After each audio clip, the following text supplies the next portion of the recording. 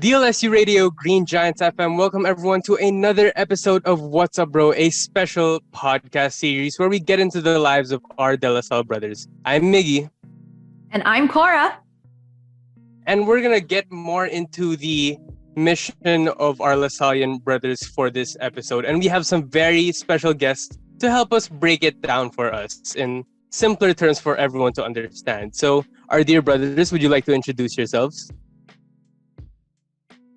Mayong hapon sa tanan. I'm Brother Butch Alcudia FSC. I'm currently assigned here in La Salle University in Ozamis City. Hi, good afternoon everyone. Brother Edgar Esparagosa here from the La Salle Information Center, currently assigned in La Salle Units as well. All right. Thank you so much, Brother Butch and Brother Edgar. It's really great to have you here with us today. Now, let's get right on to the first question we have, which, again, for a quick reminder for everyone, a lot of these questions were accumulated from you, the audience who are watching today. So to kick things off, do you partner with other non-LaSalle schools to help them improve the educational systems? And how are you upholding your mission as brothers, especially now that the pandemic is still continuing? Yes, we do. The brothers does help other schools. Like in my case, I'm currently involved with they call it here the Archdiocesan Catholic Education Schools. So these are the schools under the parishes here in the Archdiocese of Ozamis. So they ask for our help. Actually, most of their teachers or administrators are also from LaSalle.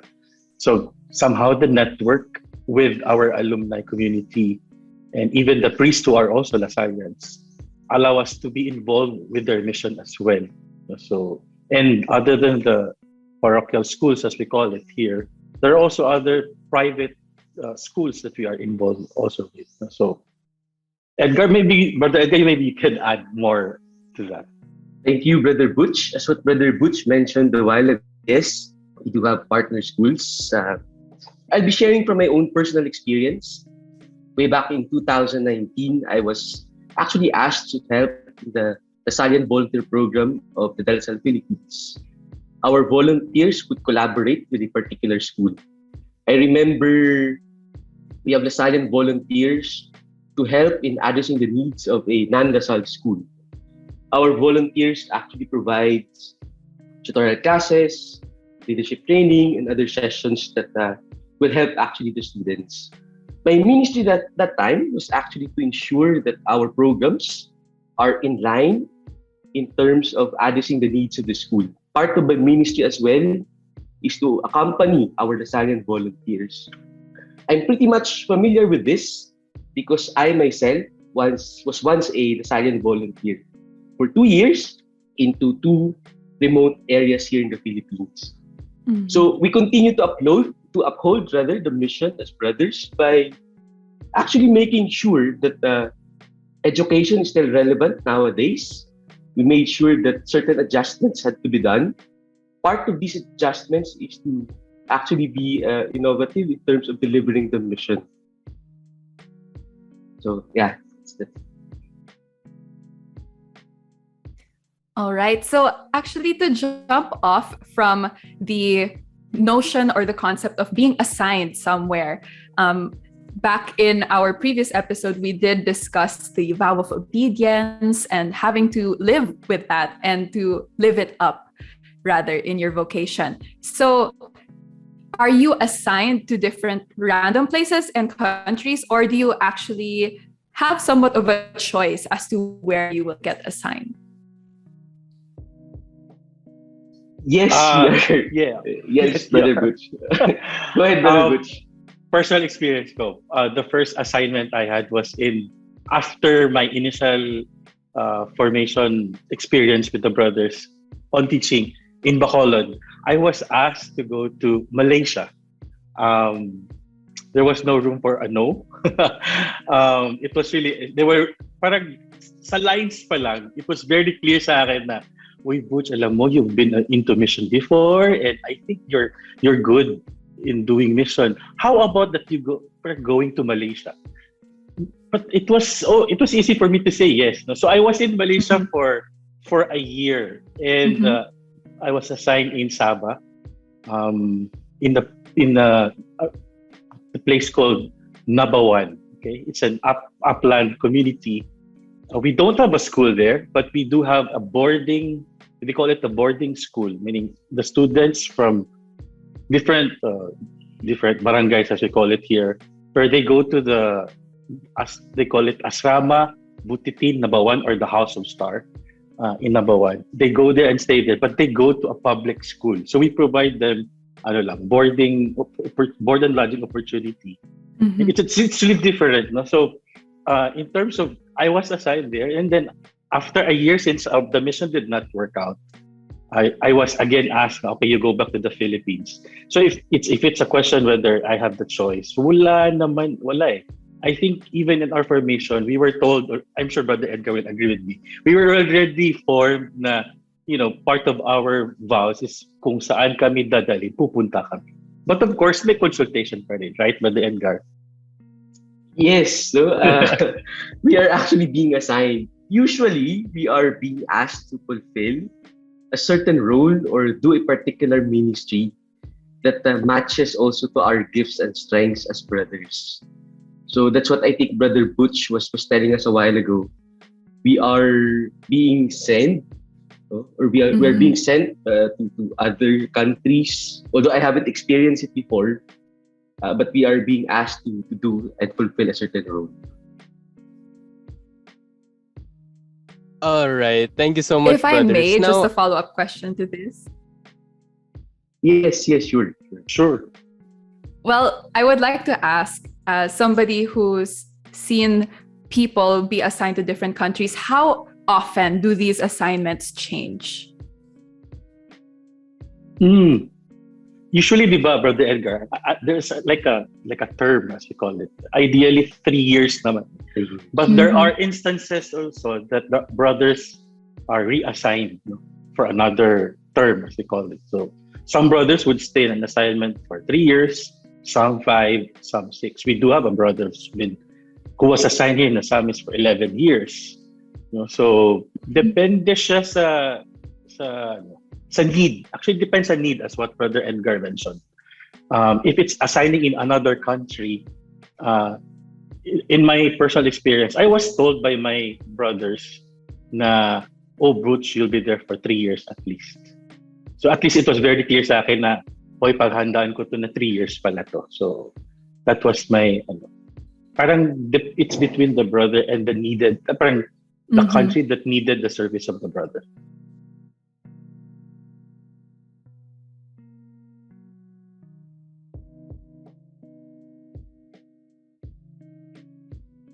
Thank you so much for answering that question, brothers. Thank you. And I think Miggy has a follow or another question for us, actually. yes, thank you, Cora. So it's kind of in line with the previous question. How do you cope with transitions from one assignment to the next? Because it must be difficult, at least personally, in some cases, that you've gotten used to the life you've been living in a certain area or a certain assignment. Then you have to eventually be assigned somewhere else. So how do you adjust personally? Actually, that's a very nice question, DJ Miggy. In my case, I think I fulfilled several roles already in the brothers. I was asked to be a classroom teacher. I was asked to be the head of the office. I was asked as well to be the national vocations promoter.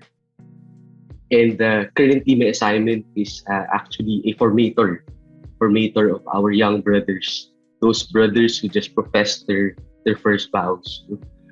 So what really helped me a lot in terms of coping with these different transitions is actually having the attitude of openness, being open to new assignments. It's very important to have that openness, as this actually led me to some sort of being more productive and effective.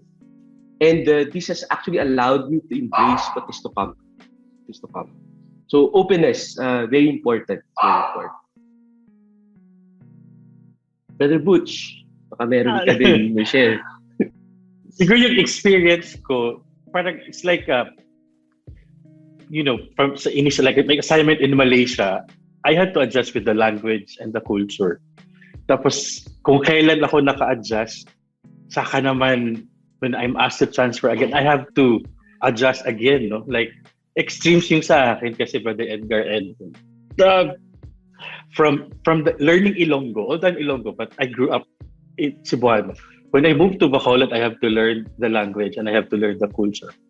After 2 years, I have to move to Malaysia, and then I have to learn 3 different dialects in Malaysia. So imagine the adjustments that goes with it. And then after a year, I was asked to go back to Bacolod. But at least that time, medyo medyo okay na siya kasi I'm already parang naka-adjust na ako sa Ilonggo na Ilonggo na dialect. And the other challenge actually for us is parang the good working relationships that we have with our lay partners, no? So I think that's the most difficult part.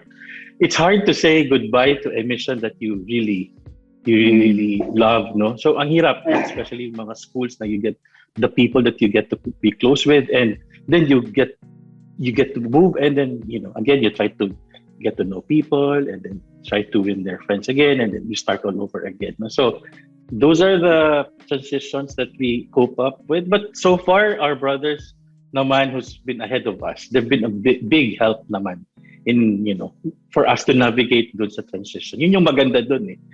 We have brothers pa rin who will really journey with us to ensure na when we move from one assignment to another, stable kami. Yun yung maganda naman.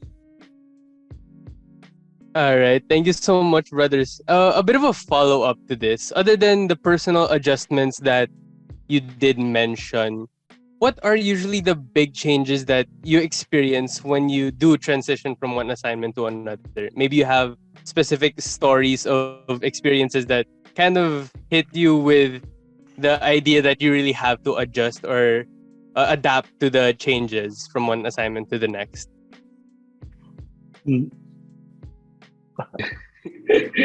I think part of that, Miggy, is to live with other brothers. For the past 9 or 10 years that I've been with the brothers, I lived with young brothers, with middle-aged brothers, with senior brothers. And sa awa ng Diyos, actually, I do not have any concern so far with community living. And with that, I'm very happy because all the communities that I've been through or that I lived with, so far they are very, very helpful. And they really taught me a lot in terms of understanding and living out the life of being a brother. Brother Butch, baka may kwento ka. Same lang din naman sa'yo. It's the community life that goes with it. Eh. So, yung it was a good experience, learning experience yung sa Malaysia pa rin. Kasi lahat, yung mga brothers kasi sa Malaysia, yung na-assign, kung saan ako na-assign, the youngest is 71. So imagine I'm the only one who's below 70. Mm-hmm. I have to adjust with their needs, kung ano yung kinakain nila. But in fairness, bibong-bibo din naman silang kumain. Ako pa naman gusto kong yung food pa naman nila masarap. So so I have to adjust, no?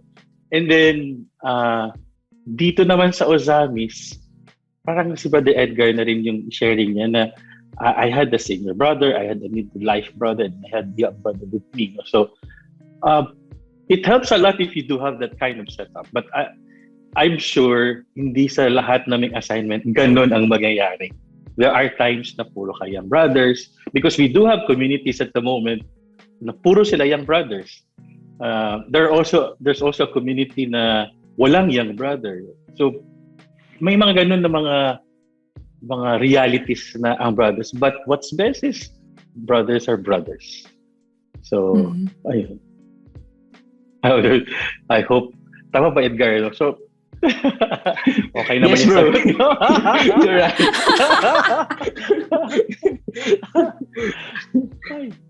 Yeah, masaya ang buhay ng brothers actually. Totoo lang. Masaya. Actually, very much sounds like it. And since we are on the topic of changes that you had to make or to cope with, our listeners want to know a little bit more about our fellow guests here today. So they have a question.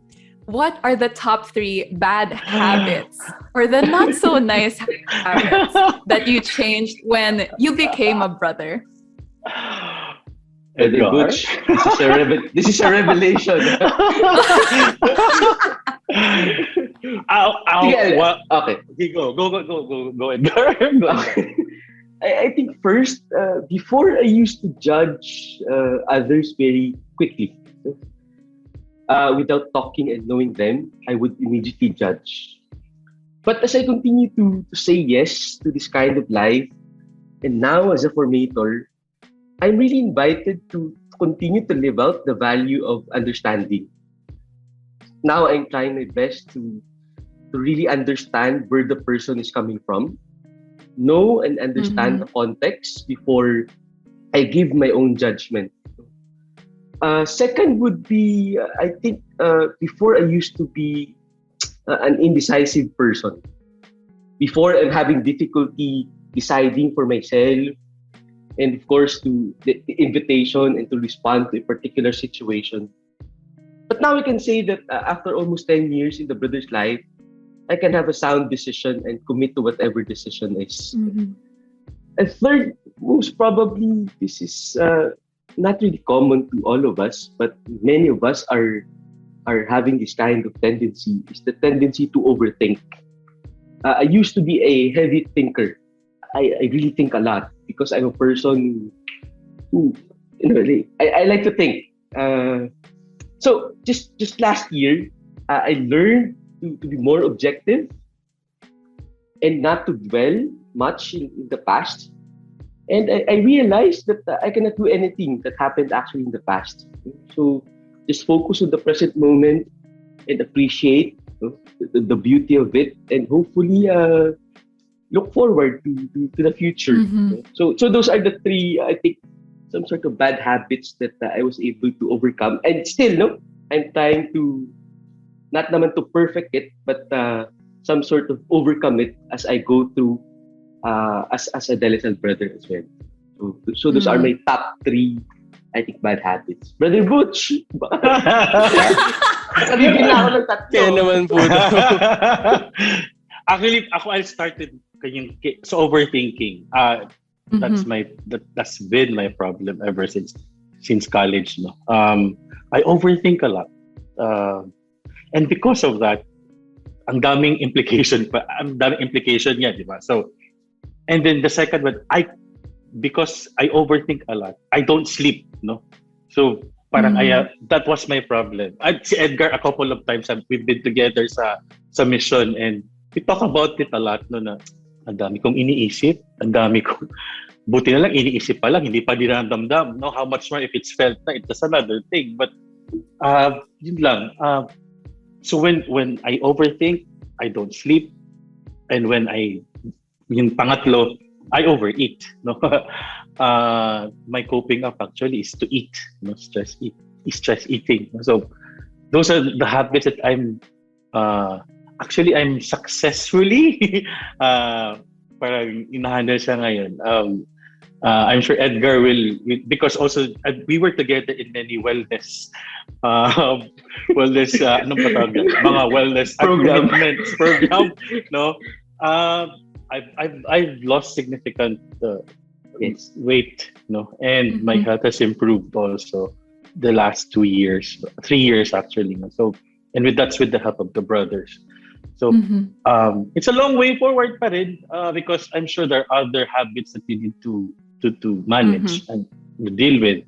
And I still overthink, but my sleep is better. And I try my best to eat less, walk more, and be happy. So, thank you. Well, it's so great to hear how far you've come in your journey as De La Salle brothers. But looking back, were these habits that you never thought you'd be able to break? Mm-hmm. Yeah, but ang hirap eh. Most especially if it's already a habit. No? But with the help of my formators, with my co-brothers, with some lay partners, and of course with my family, I was able to overcome some of it. But again, as what I mentioned a while ago, there are still some that I'm trying to do something about it. No? Mahirap siya. Sometimes it takes a lot of will for you to really change it. Yeah, so yun. Brother Butch. Ganun din eh. There are still habits that we have to live in, no? But it's not also an excuse na hayaan na lang natin yun.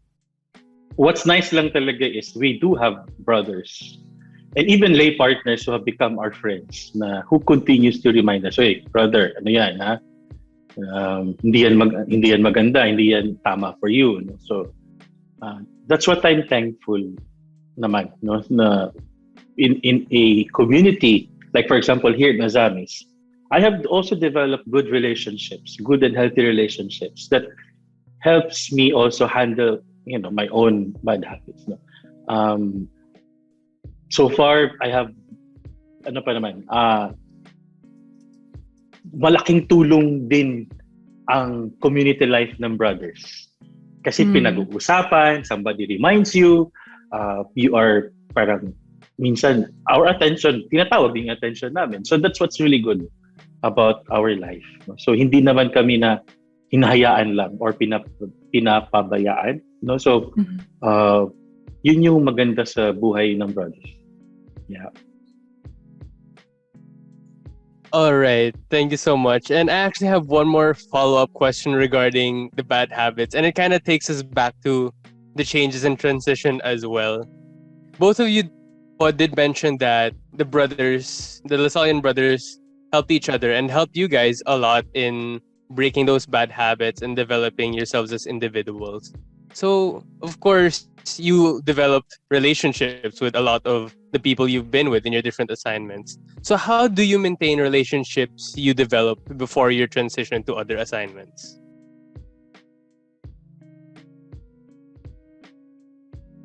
Wow. Parang, di ba, in any relationship, it's natural to parang kinikilala, and then eventually, as time goes by, you get to spend time with those lay part, whether it's work or outside of work. When it comes to moving to another assignment, ang mahirap doon is pagpupunta ka sa assignment na wala kang kakilala. Yun yung medyo challenging for a brother kasi that will be parang fresh start. Pero rather than taking it in another way or negative way, parang naging na rin sa akin, this is also my way also to get to know new people. Ang reklamo, like for example, exam is one lay partner, one teacher really to, ikaw brother, puro bacolod ang sinasabi mo sa amin. As if bacolod lang ang merong maganda. So, yun yung isa sa I.O. nga pala. But it's good that I am reminded kasi that will also give me the opportunity to get to know the goodness of people here. Mm-hmm. Yun lang yung thing. I hope I was able to make sense with the question. Yes. So, yes, yun. Ako, Miggy, it's very important to draw your personal boundaries. Yeah. And at the same time, protect that. Because as you are becoming more aware of those boundaries, you are as well protecting other boundaries. So it's always good to be reminded with that boundary, with that personal boundary, so that you'll be able to nurture and really nourish the relationship that you have established in let's say in a particular mission or a particular ministry, and moving forward to the next ministry. So for me, that's the bottom line, and that really helped you a lot, drawing that personal boundary. Thank you so much for answering our questions today, brothers. Definitely, you have served as a testament that anything really is possible with community. And for our listeners who are watching or listening to this, please do know that you can discover more about what can be possible with the De La Salle brothers through their social media. So they have their Facebook, YouTube, and Spotify, which is De La Salle Brothers of the Philippines. You can also check them out on their Instagram and Twitter, which is at DLS Brothers PH. And of course, if you have more personal questions that you want to reach out to the brothers with, you can email them at vocations@delasalle.ph. Of course, don't forget to follow up with our own links here at Green Giants FM. Yes, you can make sure to find us on our Facebook, Spotify, and Twitter, which is Green Giant FM. You can also check us out on Instagram at greengiant.fm. And you can also find us on YouTube, which is bit.ly/ggfm-yt. All right, and that is all the time we have for this episode. Thank you so much once again, brothers, for taking the time to be with us today. And perhaps you would like to introduce yourselves one last time to our audience.